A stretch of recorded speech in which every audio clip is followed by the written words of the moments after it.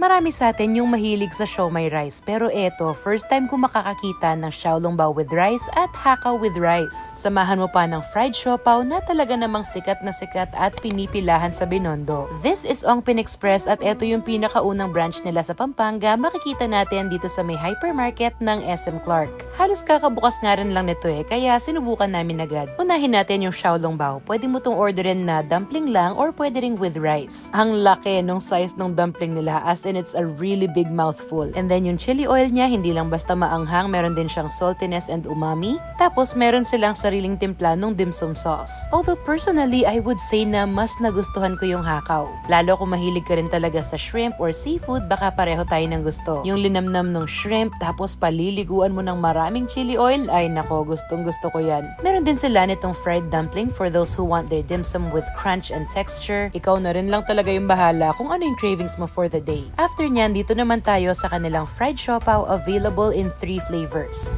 Meron siyang beef, chicken, at pork. The buns are super fluffy and soft na merong slight sweetness, and then meron din silang sariling timpla ng siopaw sauce. We tried the 3 variants and out of the 3, ang pinaka nagustuhan ko ay yung chicken at yung kasama ko naman nagustuhan niya yung pork. So sa lahat ng madalas mamili dito sa SM Clark Hypermarket at naghahanap ng bagong kakainan, heto at subukan nyo na rin sa Ongpin Express.